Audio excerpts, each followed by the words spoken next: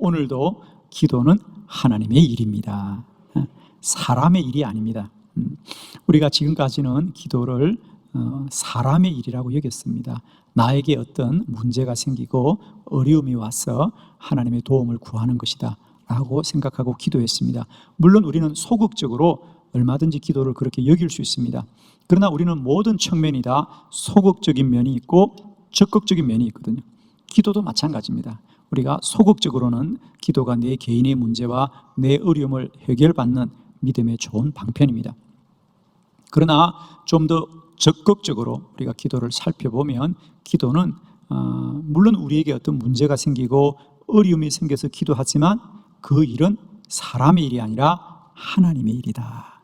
하나님이 먼저 뜻을 정하시고 우리로 기도하게 하는 기도는 하나님의 일입니다. 그리고 기도가 사람의 일이 아니라 하나님의 일이라고 아는 것은 단순히 지식의 차원이 아니라 이것은 우리의 기도의 삶에 놀라운 변화가 생기는 거죠. 첫 번째로 우리가 기도가 하나님의 일이라고 깨닫게 되면 이제는 기도가 일이 아니라 사명이 됩니다. 기도가 사명이 됩니다. 이제까지는 우리가 기도가 일이었습니다. 그것도 나의 일이었습니다. 나에게 어떤 어려움이 생기고 문제가 생겼을 때 이 일을 해결해야 되겠구나, 기도로 해결을 해야 되겠다는 사람의 일이었죠. 그러나 알고 보니까 물론 문제가 있고 어려움이 있어 기도하지만 그 모든 문제와 어려움을 통하여서 기도하게 하신 것은 하나님의 뜻이고 그 기도를 통하여 하나님의 뜻이 이루어지는 기도는 하나님의 일이다. 하나님을 위한 일이다. 하나님의 뜻이 이루어지는 것이다 라고 깨닫게 될 때 이제 기도는 더 이상 나만을 위한 일이 아니라 하나님을 위한 사명입니다. 기도가 사명입니다.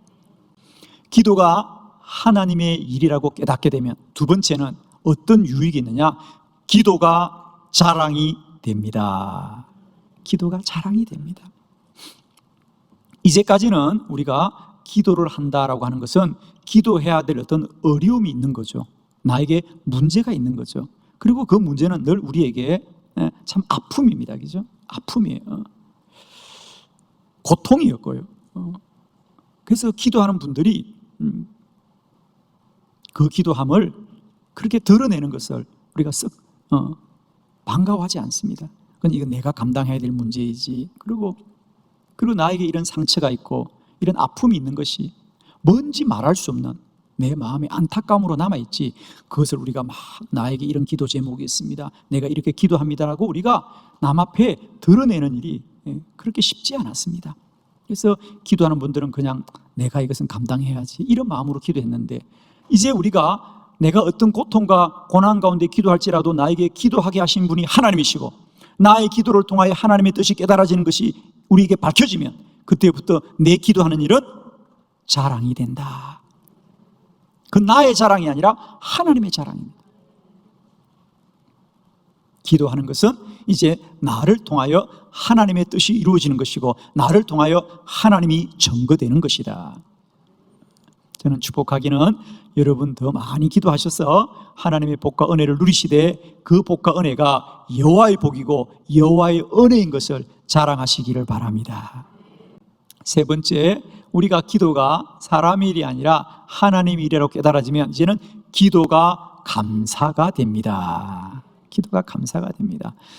지금까지는 우리가 기도하게 될 때에 어떤 문제가 생겨서 기도하고 어떤 어려움이 닥쳐서 기도하기 때문에 기도하는 사람들에게는 언제나 마음에 어떤 원망이 있습니다. 하나님, 왜 내게 이런 고난이 찾아왔지요? 어떤 원망이 있고 또 그 마음에 어떤 불평함이 있습니다. 왜 내게 이런 환난이 찾아왔을까? 많은 기도자들이 그런 원망을 가졌어요. 마음에 불평을 가졌습니다. 그런데 이제 우리가 기도가 하나님의 일이라는 것을 깨닫고 보니 우리가 어떤 고난과 환난 때문에 기도할지라도 기도하게 하는 것은 하나님의 요청이고 기도는 응답이 예비되어 있고 기도는 하나님의 뜻이 먼저 있어서 반드시 응답되는 것을 깨닫게 될 때에 우리가 환난과 고난으로 인하여 기도할지라도 기도하게 하는 것은 하나님의 뜻이고 기도를 통하여 하나님이 이루어지는 것이므로 말미암아 이제 우리는 감사할 수 있는 거죠. 아멘이시죠? 기도해야 응답이 있는 것이 아니라 하나님이 이미 응답을 예비해 두시고 기도하게 하는 것이므로 기도자들은 감사할 수 있습니다. 자, 이제 이렇게 정리가 되고 보니까 말씀들이 더 깨달아지는 거 아니겠습니까? 빌립보서 4장 6절에 아무것도 염려하지 말고 다만 모든 일에 기도와 간구로 너희 구할 것을 감사함으로 하나님께 아뢰라 그랬잖아요. 이제 우리는 깨닫게 되었습니다. 왜 기도를 감사함으로 아뢰는가? 그렇습니다. 기도가 사람의 일이라면 우리는 때로 원망할 수 있고 때로는 불평할 수 있습니다. 그러나 이제는 기도가 하나님의 일이기 때문에 기도하는 것이 복이고 기도하는 것이 하나님의 은혜이기 때문에 감사함으로 기도한다는 거죠. 아멘이시죠? 사랑하는 성도 여러분, 우리가 날마다 때마다 더 말씀을 통하여 기도가 사람의 일이 아니라 하나님의 일임을 깨달았어. 이제는 기도가 일이 아니라 사명이 되고 날마다 때마다 기도가 우리 안에 자랑이 되고 기도가 감사가 되시기를 그리스도 예수의 이름으로 축원합니다. 아멘이시죠? 네. 오늘은 사도행전 12장에 있는 예루살렘 교회의 기도에 관하여 함께 말씀을 나누면서 여전히 그들이 환난과 고난 가운데 기도할지라도 기도는 하나님의 일입니다. 이 진리를 우리가 함께 깨닫기를 원합니다. 사도행전 12장에 보면 헤롯 왕이 이제 초대 교회를 박해하기 시작했습니다. 그래서 먼저는 야고보가 순교를 당했습니다. 그리고 유대인들이 헤롯이 교회를 박해하는 걸 보고 그들이 호응을 해 주었다 그랬습니다. 그러자 헤롯이 드디어 베드로도 옥에 가두었습니다. 그러자 예루살렘 교회가 베드로를 위하여 간절하게 기도했습니다. 그러자 하나님이 천사를 보내어서 베드로를 옥에서 구원하여 주었습니다. 그런데 오늘 성경에 보니까 베드로도 하나님이 하시는 일이 너무도 놀라워서 이것이 생시인 줄을 알지 못하고 내가 환상을 보는가 하더라. 즉 내가 꿈을 꾸는 것 같다는 거죠. 도무지 일어날 수 없는 일이 일어나는 것을 볼 때 우선 베드로 자신이 놀랬고, 두 번째로는 베드로가 이 일이 기뻐서 성도들의 집에 찾아가서 베드로가 왔습니다라고 했을 때 그들도 여전히 그때까지 베드로를 위하여 기도하고 있는데 그들조차도 베드로가 이렇게 석방되는 것을 믿지 못하였어. 베드로의 천사가 왔나라고 할 만큼 하나님이 일하고 행하심은 크고 놀라운 역사였더라는 거지. 그렇습니다. 기도는 사람이 하는 일이 아니고요, 하나님의 일이고 하나님의 역사합니다. 오늘 우리가 이 예루살렘 교회 성도들을 통하여 다시 한번 기도가 사람의 일이 아니고 하나님의 일인 것을 깨닫고 이 놀라운 역사가 저와 여러분의 기도의 여정 속에도 날마다 때마다 누려지시기를 축원합니다. 여러분 받으신 주보를 참고하시고 4가지 우리 기도는 하나님의 일이다. 첫 번째, 기도는 하나님의 요청입니다. 사도행전 12장 5절입니다. 다 같이 합독합니다. 시작. 이에 베드로는 옥에 갇혔고 교회는 그를 위하여 간절히 하나님께 기도하더라. 아멘. 이에 베드로는 옥에 갇혔고 교회는 그를 위하여 간절히 하나님께 기도하더라 그랬어요. 사실 이 본문을 보면 그래요, 베드로가 옥에 갇혔으니까 교회 성도들은 그를 위하여 기도하는 것이 당연할 거라고 생각합니다. 그러나 이제 여러분이 성경을 조금만 읽어보면 생각이 달라질 수 있어요. 자, 1절과 2절을 한번 볼까요, 여러분? 1절과 2절. 자, 한번 우리 1절, 2절을 한번 다 같이 합독해 보도록 하겠습니다. 시작. 헤롯 왕이 손을 들어 교회 중에서 몇 사람을 해하려 하여 요한의 형제 야고보를 칼로 죽이니. 아멘. 자, 언제나 성경은 어떤 사건을 말할 때 그것이 언제 일어났느냐 또 누구에게 일어났느냐라는 어떤 배경을 우리에게 설명을 해주거든요. 자, 오늘 베드로가 옥에 갇혔고 예루살렘 교회는 베드로를 위해서 기도했는데 그 일이 언제 일어난 일인가? 언제 일어난 일인가? 언제 일어났다고요? 그렇습니다. 헤롯 왕이 이미 먼저 잡혔던 요한의 형제 야고보를 이미 칼로 죽였다는 겁니다. 이 말은 무슨 말을 암시합니까? 이제 베드로도 곧 죽게 될 것이라는 걸 암시하는 거예요.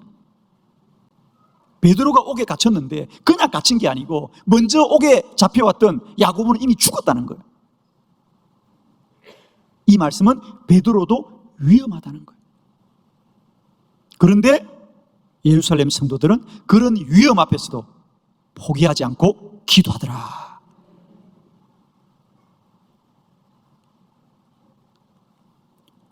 먼저 잡혀온 야고보도 죽었으니까 우리 사도도 죽겠구나 이렇게 그냥 걱정하는 것이 아니고 그들은 그런 절망적인 상황 속에서도 하나님이여 도와주옵소서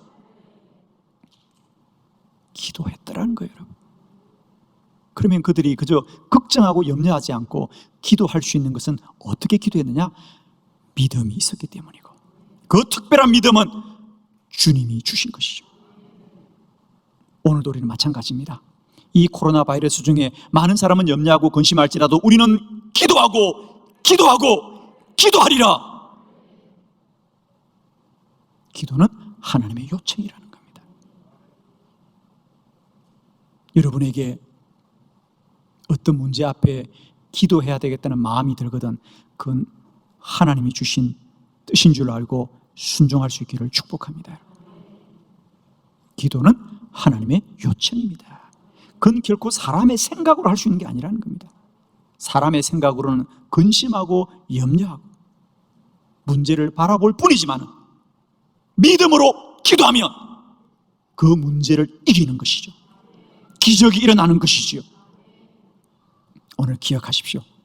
베드로가 옥에 갇히고 예루살렘 성도들이 기도했던 것은 야고보의 순교 앞에서도 절망하지 않고 하나님 기적을 일으켜 주시옵소서. 그 믿음은 하나님이 주신 믿음이었다. 두 번째, 기도는 응답이 예비되어 있습니다. 사도행전 12장 3절입니다. 다 같이 합독합니다. 시작. 유대인들이 이 일을 기뻐하는 것을 보고 베드로도 잡으려 할세 때는 무교절 기간이라. 아멘. 유대인들이 이제 베드로가 옥에 갇힌 걸 보고 그들이 기뻐하더라. 왜? 유대인들의 눈에 이 베드로가 눈에 가시였거든요. 그런데 이제 그도 곧 죽게 될 것을 생각하니까 그들이 기뻐하더라. 그래서 베드로도 잡으려고 할세. 베드로도 잡으려고 할세. 여기서 베드로를 잡으려고 한다는 얘기는 그를 잡아서 옥에 가둔다는 뜻이 아니라 이미 베드로는 옥에 갇힌 겁니다. 여기서 잡으려고 할세는 잡는다는 것이 아니고 그를 죽인다 이 말입니다. 그죠? 그도 처형을 하려고 하는데 마침 그때가 무교절 기간이더라. 유대 사람들에게 있어서 무교절과 유월절은 신성한 절기입니다. 그래서 그때는 사형을 집행하지 않거든요. 참 놀라운 말씀입니다. 그들이 유대인들이 기뻐하고 헤롯이 베드로를 죽이려고 옥에까지 가두어 두었는데 문제는 마침 그때가 무교절 기간이더라. 대략 무교절과 유월절은 한 3주에 걸쳐서 오랜 절기입니다. 그 중에서 무교절기는 한 주간을 지키는 것이니까 아마 그때가 무교절 기간이라는 것은 아마 한 주간을 말하는 것 같습니다. 죽어야 되는데 마침 그때가 무교절 기간이라서 죽일 수 없었고 그 기간 속에 하나님이 역사하셔서 베드로를 구원한 줄로 믿습니다. 그렇습니다. 성도들이 기도하기 전에 먼저 하나님이 구별된 절기를 통하여 베드로의 살릴 길을 예비하신 것을 찬양합니다. 할렐루야. 기도는 하나님의 응답이 예비되어 있었어요. 살 길을 허락하여 주시는 거죠. 그러므로 이제 우리가 기도해야 응답을 받는 것이 아니라 하나님이 우리에게 살 길을 준비해 두고 기도하라, 기도하라, 기도하라 믿음을 주신 줄 믿습니다. 그러니까 우리에게 믿음은 왜 생겨나냐면 하나님이 주실 응답이 준비되어 있기 때문에 우리가 믿음을 갖는 거예요. 그와 같이 여러분의 삶에 어딘가에서 하나님이 응답 주실 것을 생각하고 마음에 떠오른다면 반드시 응답이 있기 때문에 믿음으로 느끼는 거예요. 믿음으로 느끼는 거예요. 그게 기도예요, 여러분. 세상 사람들은 문제 앞에 걱정하고 근심하고 염려하지만 우리가 기도하는 것은 하나님이 우리 안에 믿음을 주신 것이고, 그 믿음은 그냥 오는 것이 아니라 어딘가에 응답이 있기 때문에 우리는 기도하면 될 것 같다, 기도하면 하나님이 도와줄 것 같다, 기도하면 기적이 일어날 것 같다 라는 믿음이 내 안에 마음과 생각을 움직이는 것이 기도인 줄로 믿습니다. 기도는 응답이 예비되어 있습니다. 세 번째, 기도는 하나님의 뜻이 먼저 있습니다. 사도행전 12장 18절로 19절을 교독합니다. 18절, 날이 새매 군인들은 베드로가 어떻게 되었는지를 알지 못하여 적지 않게 소동하니 헤롯이 그를 찾아도 보지 못하매 파수꾼들을 신문하고 죽이라 명하니라. 헤롯이 유대를 떠나 가이사랴로 내려가서 머무니라. 아멘. 기도는 하나님의 뜻이 먼저 있습니다. 우리가 어떤 생각으로 기도할지라도 우리는 우리의 기도 속에 우리의 뜻만 있는 것이 아니라 하나님의 뜻이 먼저 있어서 기도는 반드시 하나님의 뜻이 이루어지는 것입니다. 오늘 본문도 마찬가지입니다. 예루살렘 성도들은 베드로가 옥에 갇혔고 그들은 오직 하나, 하나님 우리 사도를 구원해 주세요, 우리 사도 베드로를 옥에서 구원해 주세요, 그렇게 기도했습니다. 그래서 과연 하나님이 천사를 보내어 베드로를 구원해 준 줄을 믿습니다. 그런데 성경은 거기서 끝나지 않는다는 거죠. 물론 베드로도 구원을 받았지만 더 중요한 건 여기 있다는 거죠. 이제 베드로가 옥에서 나간 다음 날 그 감옥은 이제 큰 소동이 벌어진 거죠. 베드로가 어떻게 된 거냐? 아무도 알 길이 없어요. 그래서 거기 19절에 보면 헤롯이 그를 찾아도 보지 못하며, 헤롯이 그를 찾아도 보지 못한다. 저는 이 본문이, 이 번역이 제 마음에 들지 않아요. 왜? 너무 소극적으로 번역한 거예요. 이 말은 마치 베드로가 참 그 헤롯이 베드로 어디 갔냐? 모르겠는데요. 알았다. 이 정도로 생각하는 것 같아요. 그게 아니거든요. 자, 표준 세번역으로 헤롯이 얼마나 놀랐는지 한번 볼까요? 자, 똑같은 본문을 우리 표준 세번역으로 한번 보도록 하겠습니다. 다 같이 시작. 헤롯은 샅샅이 찾아보았으나 베드로를 찾지 못하고 경비병들은 문초한 다음에 명령을 내려서 그들을 사형에 처하였다. 그런 다음에 헤롯은 유대를 떠나 가이사랴로 내려가서 거기에서 한동안 지냈다. 아멘. 헤롯은 베드로를 샅샅이 찾아보았으나 베드로를 찾지 못하더라. 헤롯이 베드로 어디 갔냐? 베드로 어디 갔냐? 베드로를 샅샅이 찾았는데 끝내 찾지 못합니다. 너무 화가 나서 경비병들을 다 죽여라. 그리고 더 중요한 건 그런 다음에 헤롯은 유대를 떠나 가이사랴로 내려가더라. 좋은 말이니까 아멘이에요. 자, 물론 이 본문이 여러분에게는 전혀 아직 정리가 안 될 겁니다. 헤롯이 유대를 떠나 가이사랴로 갔다고? 여러분의 생각엔 그저 다른 곳으로 이동했다고 생각하는데 이 본문이 우리에게 말하고 싶은 건 이런 겁니다. 자, 가이사랴, 우선 기억나는 건 가장 가까이 사도행전 10장에 보면 백부장 고넬료가 있던 곳이 가이사랴고, 백부장, 로마의 백부장이죠. 백부장이 왜 가이사랴에 있느냐? 가이사랴는 해안 도시고요, 로마와 선박이 왔다 갔다 하는 곳이고, 그래서 헤롯의 총독의 관저는 실상 예루살렘에 있는 것이 아니라 가이사랴에 있었습니다. 그러니까 즉 헤롯은 원래 가이사랴에 머물다가 교회를 박해하기 위해서 예루살렘에 와서 야고보도 죽이고 이제 베드로도 죽이려고 하는데, 베드로가 옥에서 나간 일이 아무리 생각해도 알 수가 없고 이것이 하나님의 역사인 걸 알 때에 헤롯은 더 이상 교회를 박해하기를 포기하고 가이사랴로 돌아갔다 그 말. 좋은 말은 아멘 합시다. 여기서 머물지 않습니다. 즉 헤롯은 더 이상 교회를 핍박하는 것을 더 이상 할 수 없더라는 거죠. 그래서 그는 가이사랴로 내려갔고, 내려갔을 뿐 아니라 사도행전 12장은 무엇으로 결론을 내리느냐? 우리 12장 23절로 24절 마저 함께 교독하기를 원합니다. 23절, 헤롯이 영광을 하나님께 돌리지 아니함으로 주의 사자가 곧 친히 벌레 먹혀 죽었느니라. 하나님의 말씀은 흥황하여 더하더라. 아멘. 사도행전 12장은 예루살렘 성도들의 기도로 시작하여 사도 베드로의 석방과 헤롯의 죽음으로 끝나고 마지막 결론, 하나님의 말씀은 더욱 흥왕하여 도하더라. 아멘. 기도는 모든 대적을 이기는 능력이 될 줄로 믿습니다. 그렇습니다. 예루살렘 성도들은 사도 베드로의 석방을 위해서 기도하였지만 하나님은 하나님의 뜻을 이루시는 주의 교회를 힘있게 하여 주시고 대적을 멸하여서 주의 교회를 더 든든히 세워가시고 하나님의 말씀은 흥하여 도하는 역사가 임하더라. 기도는 하나님의 뜻이 먼저 있고 하나님이 그 뜻을 이루시는 줄을 믿습니다. 기도는 하나님의 뜻이 먼저 있습니다. 아멘이십니다. 네 번째, 그러므로 기도는 반드시 응답됩니다.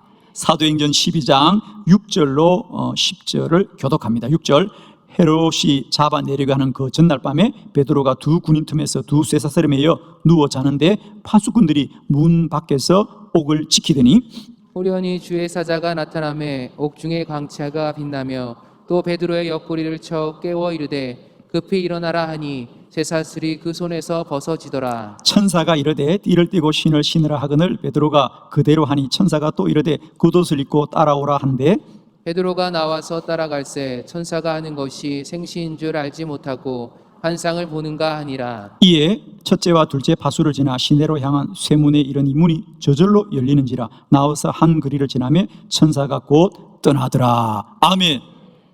기도는 반드시 응답된다. 자, 오늘 우리가 6절로부터 10절까지 읽은 말씀은 왜 어떤 의미입니까? 그렇습니다. 베드로가 옥에 갇힌 것이 얼마나 철저한 구속이었는가, 얼마나 사람들이 베드로를 철저하게 옥에 가두었는가. 베드로가 옥에 갇혔는데 베드로만 옥에 갇힌 것이 아니라 두 사람이 베드로 사이에 누워서 쇠사슬로 묶어두었고, 그리고 또 파수꾼들이 문 바깥에서 지키고, 또 그 문 밖에 또 옥의 문이 있었는데 그 모든 문을 천사가 열고 베드로를 구원하였더라. 하나님의 하신 일이 너무도 놀라워서 베드로도 이것이 생시인 줄 알지 못하고 환상을 보는가 하더라. 즉 우리말로 하면 꿈을 꾸는 것 같더라는 거죠.